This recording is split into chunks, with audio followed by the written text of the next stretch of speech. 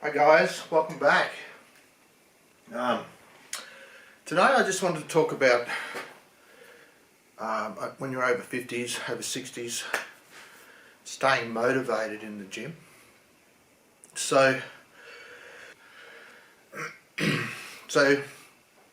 one of the most important things you got to remember is you're doing it for you. You're doing the exercise for you, for your body to keep strong or to get stronger, so that when you're getting on in years, that you've got a strong enough body to be able to do all the things that you want to do.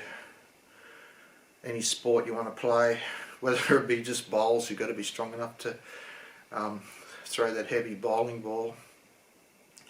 Whether you want to do hiking, you've got to keep your legs strong enough to go hiking, and you just want to maintain that overall fitness as well, so that you're not going to get puffed out every time you attempt to do something.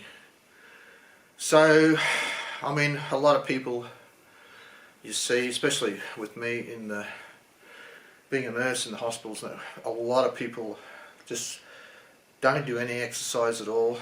They let themselves go, they get overweight, they then get diabetes, they get fatty liver disease, which can get into, and then eventually turn into cirrhosis if it's not kept in check, if you don't change your diet. So one of the things I do to stay motivated is to look at it as beneficial to your health and not as a job to do. So you should be able to enjoy your workouts. If you're not enjoying your workouts, you're either doing them, you're going too heavy, or you're doing them wrong and it's hurting. So if you're just starting out, and so let's say I didn't start out till I was 52, started working out properly. But if you just want to start out now, you've got to pick exercises that you can do. Depends on your size, your weight, your fitness. But if you just, make sure you see your doctor before you even start exercising. I don't know, you might have a bad heart or something like that. I don't want you to have a heart attack. But you've got to start off light. I mean, don't go lifting heavy weights. Pick something light. If you walk into a gym, or even if you've got a pair of dumbbells yourself, pick something light. Even a little dumbbell like that will help you work out your muscles. Just to start you off, and then gradually, as you get stronger and stronger, every couple of days or every few days, do some weights, and you'll be able to lift these heavier ones. But the main thing you want to do, is important, is to lift weight or do some kind of resistance exercise, whether it be bands or pulling a sled, because as you get older, your muscles break down, they get weaker, you actually lose muscle as you get older, and mainly it's because when we're younger, we're doing lots of things, we're running around, we're playing sports.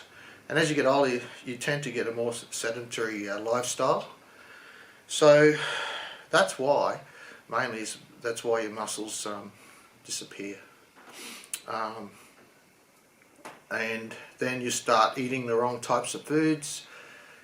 You you eat too many carbohydrates. You start getting, you start putting the weight on from eating too many carbohydrates. So main thing is when you start doing strength exercises, that you want to eat more protein, extra protein, because every time you exercise, you're breaking down the micro muscle fibers, and then they've got to heal, and the only way they're going to heal is if they've got extra protein to heal, and then that's what causes the muscle growth, is that extra protein intake and adequate sleep as well. As you get older, the muscle breaks down. We call that sarcopenia. It's a natural occurring process of the body as you get older. Well, like I said, it's it's fixable by doing resistance exercises. And there's heaps of studies out there that'll prove that you can put muscle on, besides what people think, after 60, after even old people in their 70s still putting muscle on by doing resistance training. I mean, there's some old bodybuilders over 70.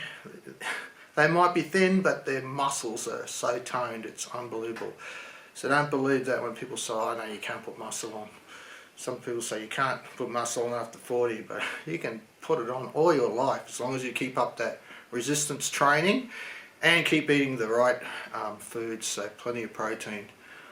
Also, if you are having trouble sleeping, you need to reset that body clock. So if you're used to staying up really late, like 12, 1 o'clock, 2 o'clock in the morning playing PlayStation or watching TV that late, you need to reset that body clock. So the best thing to do is when you wake up in the morning, go out in the sun. Look towards the sun but not at the sun, just so that your eyes and your face can get that bright light on it. And you'll do that every morning, and slowly your body clock will reset. Because if you go back to our ancestors, they used to come out of the caves when it was daylight and straight into the sun, and then start their hunting day and running around looking for food, which is why they were so much fitter than us. And they travel for miles and miles and miles, even days sometimes, before they killed a beast and ate up their protein, and they survived. So we need to reset that body clock. Don't go to bed too late. Once you start doing it, you set a time that, oh look, I'm going to go to bed 9:30 or 10 o'clock, whatever time you want to go to bed. Doesn't matter, as long as you try and stay consistent with that bedtime and fairly consistent with waking up time. I know it's hard to do if you're a shift worker, but the main thing is that when you do get up, you go out in the sun and you'll slowly reset that circadian rhythm and that body clock, and you'll get used to it. If you're having trouble sleeping, have some warm milk or something at night. There's other things you can try, melatonin and things like that, but trying to stay off of the sedatives, because they're just counteractive really. They'll just make you feel tired the next day and you won't feel like working out. Even if you get up in the morning and you're not working, go for a walk in the sun. Go for a walk for half a mile if that's all you can do. But slowly you'll get used to it and you'll get back into a rhythm. And when you come back, if you've got a few weights or something, do some weights or join a gym. Anyway, that's just best way I can explain how to keep motivated and keep stronger in your older years. But you've got to look at it as, like, even if you want to buy a bit of strength equipment, you might want to buy something like that Bioforce there, where you can do leg exercises and chest exercises and pull downs and all sorts of things. Or you might just invest in a pair of dumbbells just to get started. Like, you get a pair of dumbbells, you buy them in a box and they'll go up to probably 10 kilos each, but you can just put on what weight's good for you. So, just even if you come in, do some dumbbell curls, just do maybe 10, whatever you want to do. But those exercises will grow your biceps. And then once you see yourself getting a bit stronger, there's other exercises you can do just with a set of dumbbells. You can do some weighted squats. You can use these for tricep extensions or tricep exercises. The back of your arm there. You can lie down. You can bench press these. You can do a real lot with just a pair of dumbbells and a bench. If you don't have a bench, you can lie on the floor and do dumbbell presses. It's still going to work. But the main thing is that you do the exercise and you know, get used to it. Don't overdo it. If you get sore, that's good. It's good because you're supposed to get sore when you start exercising, break down the muscle fibers, and then it's the regrowth that you'll see yourself putting some muscle on again. So things to keep motivated in the gym. I always have videos going in the background with music on. It's the music and the beat that sort of helps you exercise, keep the momentum going.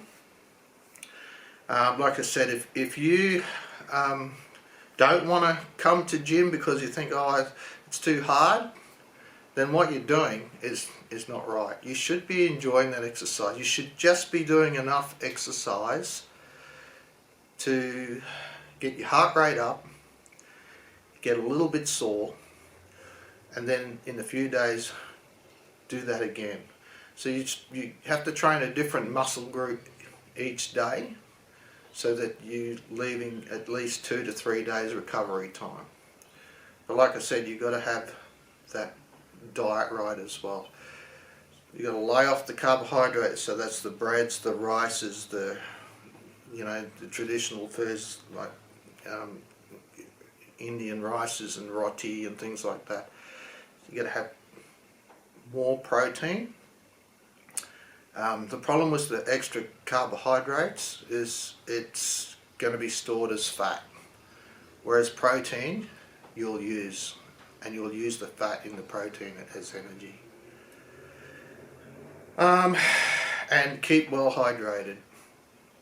Okay, if you can find a friend that wants to do gym with you, that's really good, because you can edge each other on and say, come on, do one more rep, and you'll find that it's really good. If you don't have that, like I said, put a TV on or radio on, and get some music going, and you'll find that that's a lot better than just being in the gym and not doing, no one with you, not motivated.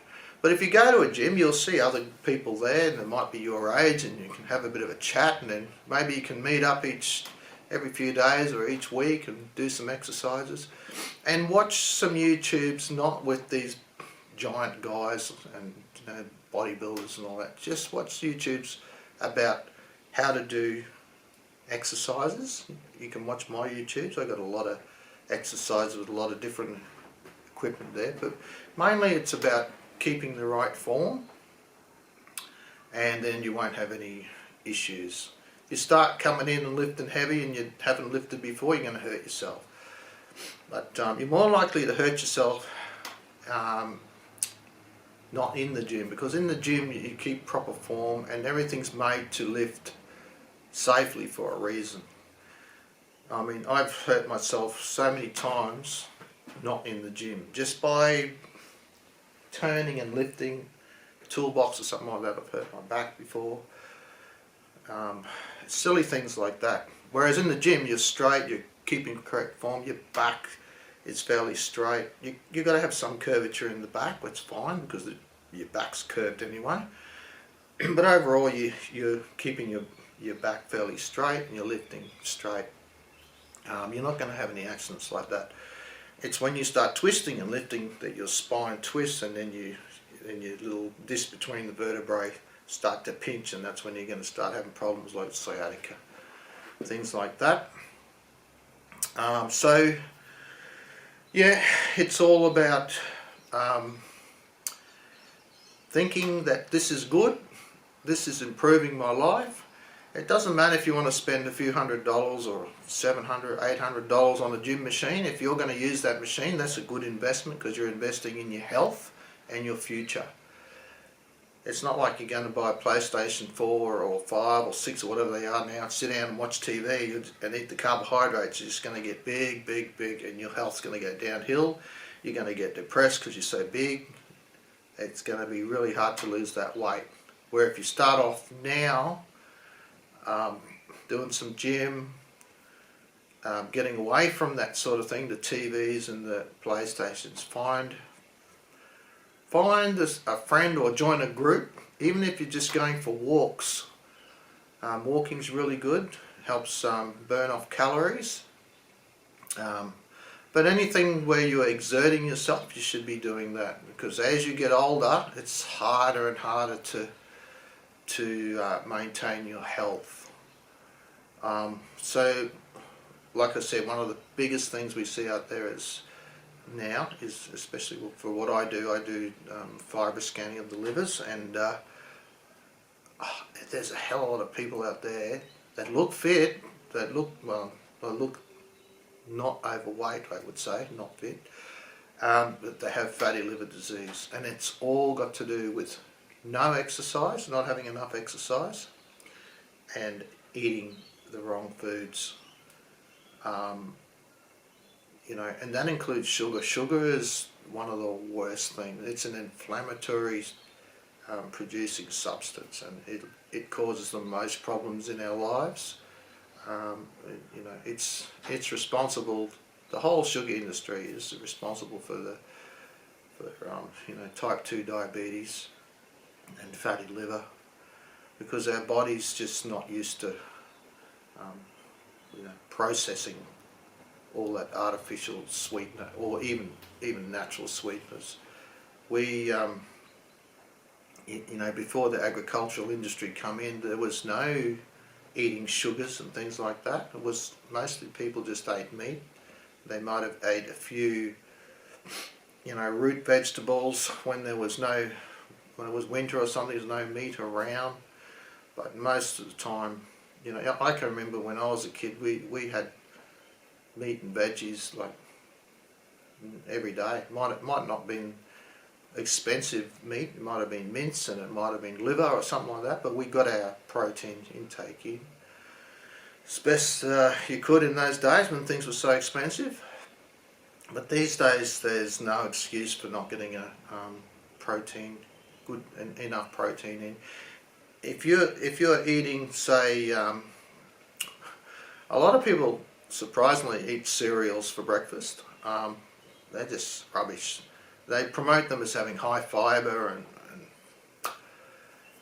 good for you and all the vitamins and minerals, but really they're just sugary cereals which are just carbohydrates, and there's no protein. There's no sufficient protein in them to do you any good at all. You're better off having a couple of eggs or a boiled egg if you want to have something for breakfast, and a cup of coffee. That'll keep you going.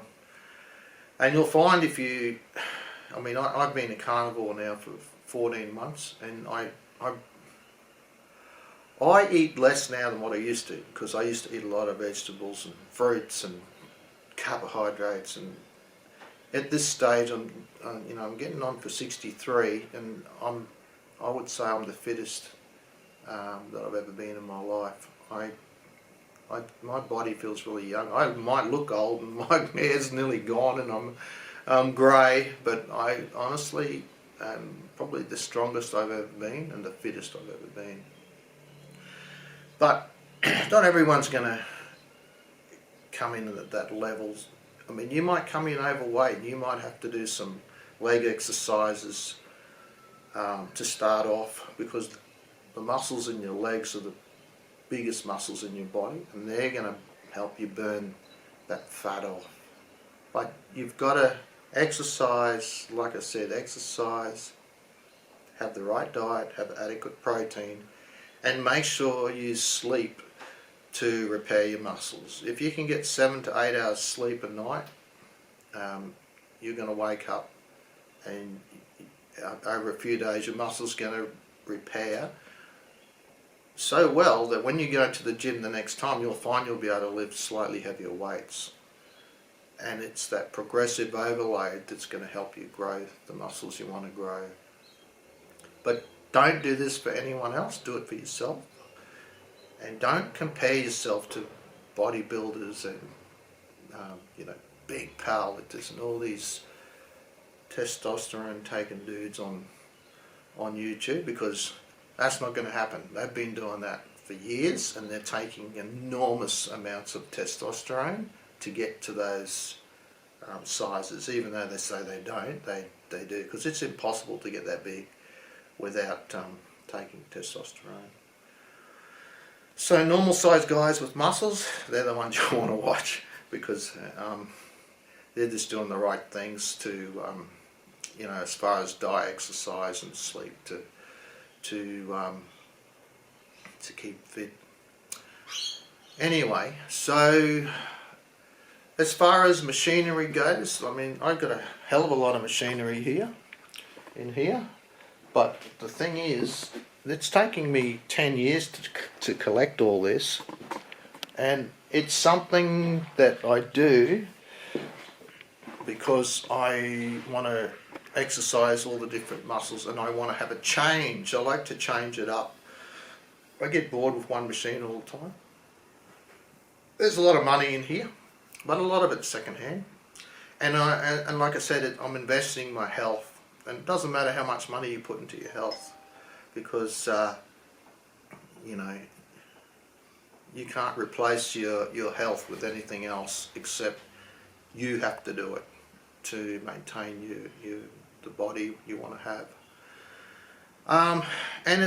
And the other reason you want to keep your body well maintained and in a fit and strong form is for your kids and your grandkids. I mean, I can still go running around with my grandsons, and I'd probably go, take them for cycle rides and things like that, have a game of footy without having to go and sit down every minute because I'm puffed out. I still go out in the boat, go fishing. I pull the boat up onto the big boat, onto the trailer by myself. I go kayaking. Even though I fell in last time, I was able to swim back and drag the kayak along with me.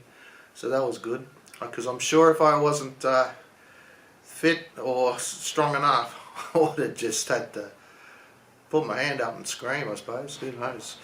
But anyway, I managed to get back about, 400 or 500 metres swim back. I managed to get back. And I'm not a big swimmer, I just had a life jacket on. That helped me a lot.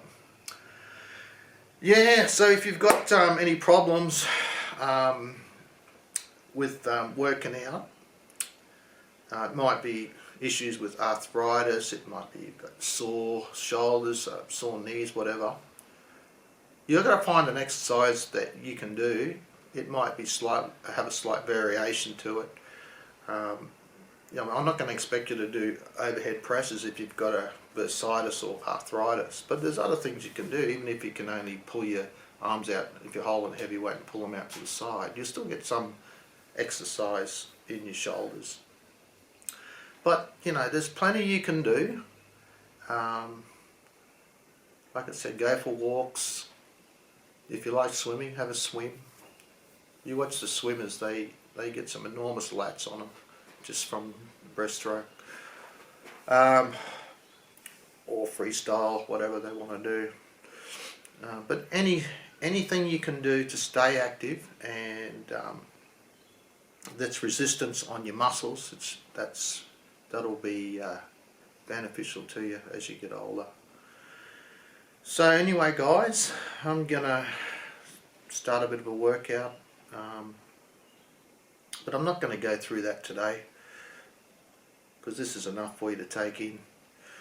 Adequate nutrition, plenty of sleep, exercise, and I wish you all the best in your future and improving your health, guys. So I'll call it quits at this one, and have a good weekend.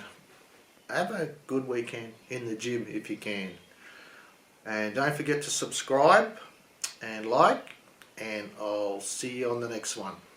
Over and out.